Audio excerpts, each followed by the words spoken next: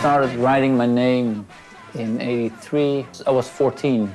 Compared to certain areas of New York, Amsterdam was much more lawless. So many things were going on with the houses being squatted and there were drugs on the street. And there was a huge scene already with punks and skinheads and other people riding. Like the whole city was literally covered with tags. It looked like nobody really cared.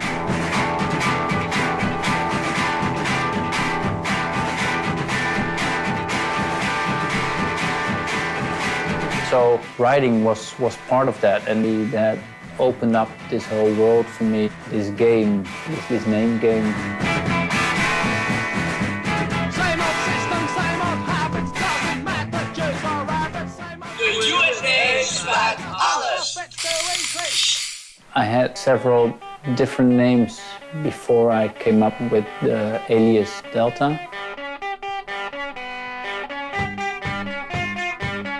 I thought it'd be appropriate to use a letter from an alphabet as a name. Besides, at that time, I thought Delta sounded cool as a 14-year-old kid. I went with him to New York when he was 16. In the morning, we would go out and go to the subways and sit on the station and watch the train go by. And then Boris says, that's Donnelly, and that's Scene, and that is Futura to that. And he was excited.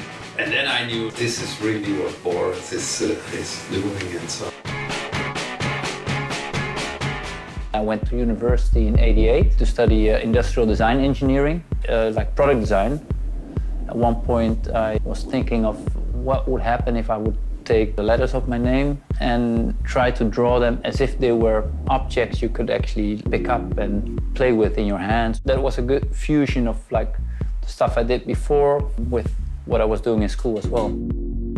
He put this really simple innovation into graffiti that completely changed the whole scape of it. That was simply becoming a dimensional object and treating his letters like they were something that was not a flat object sitting on top of another flat object, but instead a dimensional body. I mean, don't get me wrong, I had seen 3D graffiti before, or rather attempts at it, but this was the first time I'd seen it so perfectly rendered. It looked as though I could just reach out and pluck it from the canvas it seemed notionally attached to. I've always been a fan of graffiti, and I would travel and I would pick up graffiti magazines from all over Europe, and I kept seeing this writer that was doing these 3D shapes and interlocking letters that were different from everyone else. They were turning, they were curving, they were bending, they were dancing, they were doing things, and everybody else's were cool, but they weren't doing that. Delta managed to invent forms and letters belonging to impossible three-dimensional landscapes.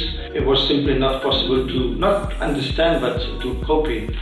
And that, for me, is really relevant. The fact that nobody copied Delta back then, because it was difficult and because also I think was a sign of respect.